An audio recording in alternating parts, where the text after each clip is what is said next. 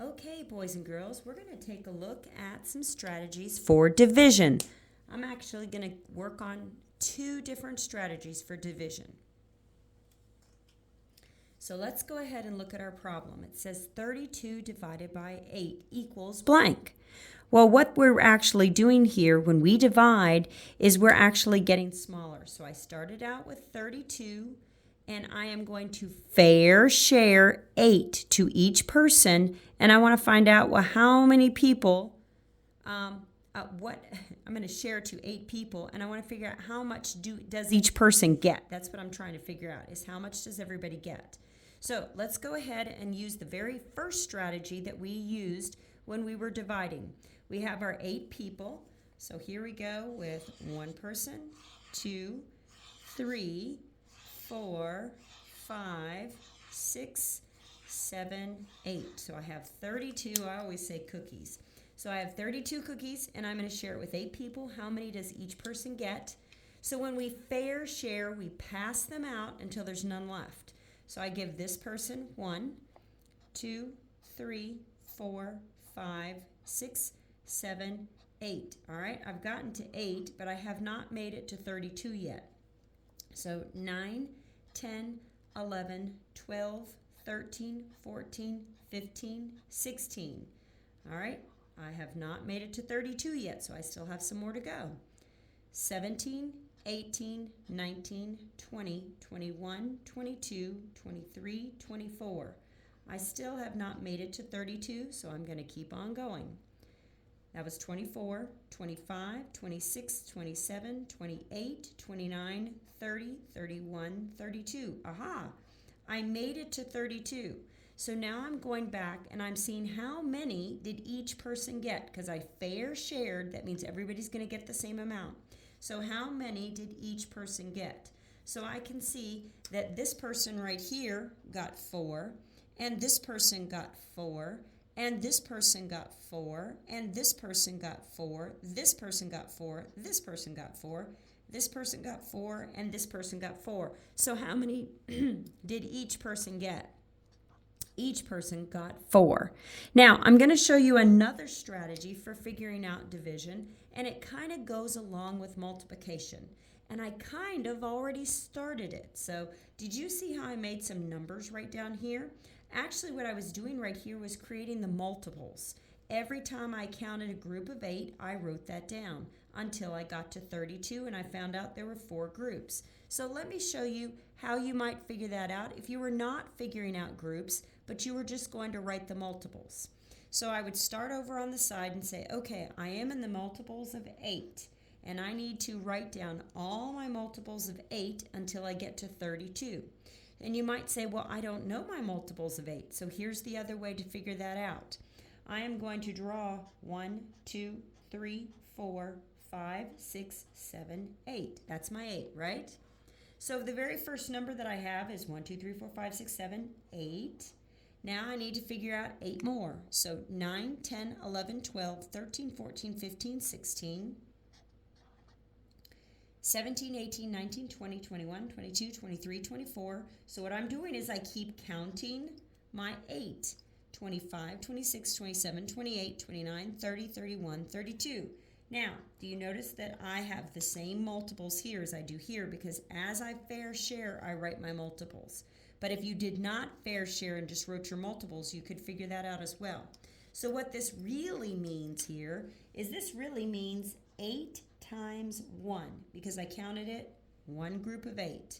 This is really 8 times 2, because that's 2 groups of 8. This is really 8 times 3, which is 3 groups of 8. And this is really 8 times 4, which is 4 groups of 8.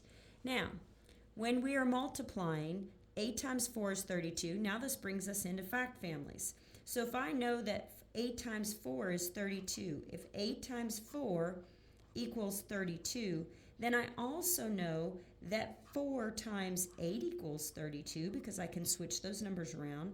That's my 2 multiplication. Now I can make 2 division, which means that I have to start with 32 because that's my biggest number.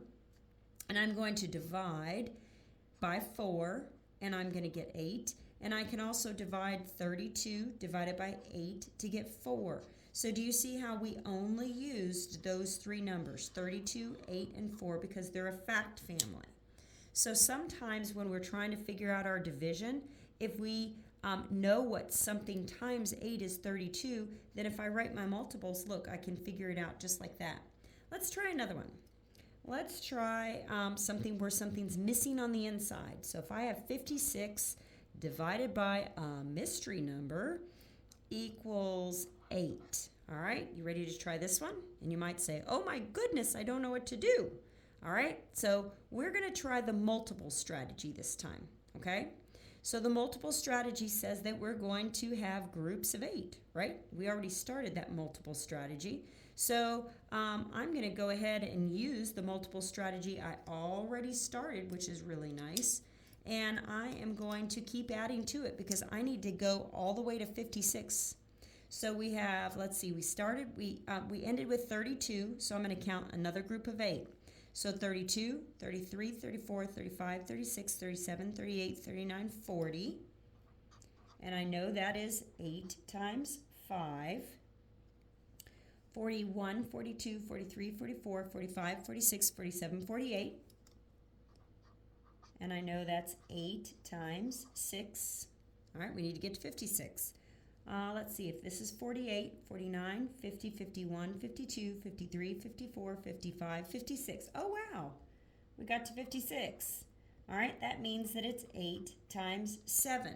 So I'm looking at my multiples, and I see that 8 times 7 is the multiple that I was looking for here. So if I know that 8 times 7 is 56, what is 56 divided by 8 going to be? Well, this goes back to what we learned about our fact family.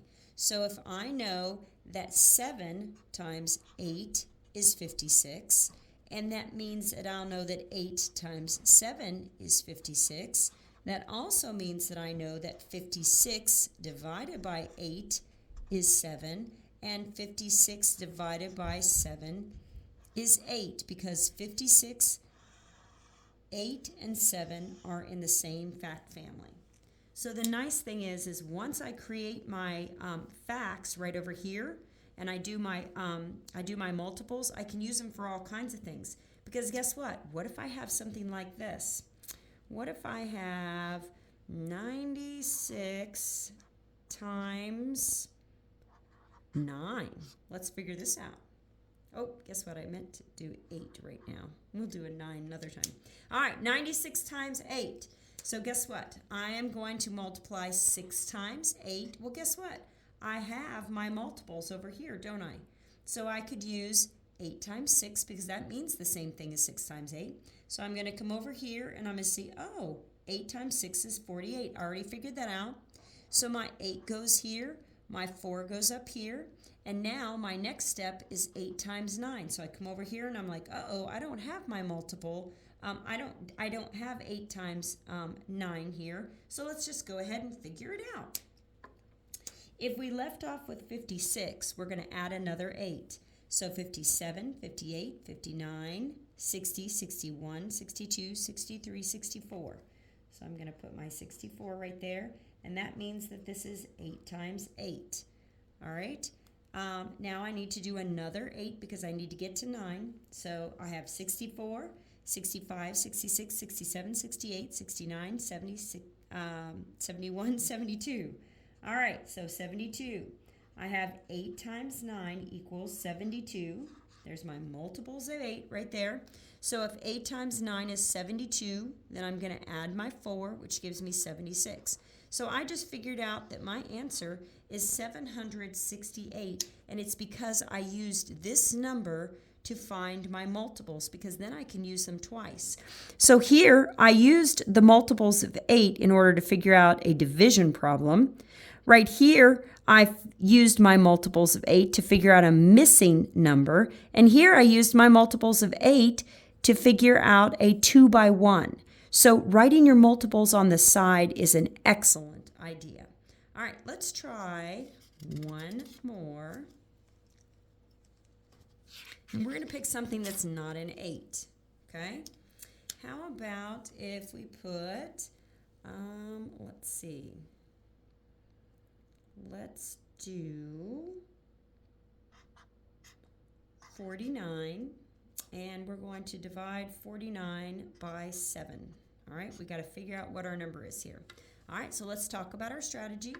We want to go ahead and we want to find out, we're going to make our multiples of 7 all the way to 49. So I'm going to put my 7s here. I'm going to put my 7 there. And then I'm going to give myself 7 lines. 1, 2, 3, 4, 5, 6, 7. And now I'm going to create my multiples of 7. So I have 7, and then 8, 9, 10, 11, 12, 13, 14. Okay, haven't made it to 49 yet. 15, 16, 17, 18, 19, 20, 21. 22, 23, 24, 25, 26, 27, 28. 29, 30, 31, 32, 33, 34, 35. 36, 37, 38, 39, 40, 41, 42, getting close. 43, 44, 45, 46, 47, 48, 49. All right. Now, I have written my multiples of 7, so now we have to go ahead and figure out what each of these are. So this is really, this was times 1, this was times 2, this was times 3, this was times 4, this was times 5, this was times 6, and this was times 7. So what I've just learned here is that if I have my 7s, my multiples of 7, if I have 7 times 7, I have 49. Well, if I know that 7 times 7 is 49, then I also know that I can have 49, and I can divide it by 7 to give me 7, which helps me figure out my answer here. Now again, you can always do those circles. You can have your 7 circles, 3, 4, 5, 6, 7. This works just as well. And we use the very same strategy. So 1, 2, 3, 4, 5, 6, 7. And I always write my multiple. 8, 9, 10, 11, 12, 13, 14, 15, 16, 17, 18, 19, 20, 21, 22, 23, 24, 25, 26, 27, 28, 29, 30, 31, 32, 33, 34, 35, 36, 37, 38, 39, 40, 41, 42. I'm going to put it right there. 43, 44, 45, 46, 47, 48, 49. All right, and when I'm done and I go back and I count my numbers, I have 1, 2, 3, 4, 5, 6, 7. All right, I shared 7 there. 1, 2, 3, 4, 5, 6, 7. I shared 7 there. All right, and you're going to find out that in each group I shared 7 because the idea of multiples, having those multiples and fair sharing, multiplication and division go together. When you realize that fact family, then that is going to help you figure out your missing number for multiplication or division. So the best strategy is to learn your multiplication facts. But if you get stuck, writing down your multiples is an excellent strategy to figure out both your multiplication and your division.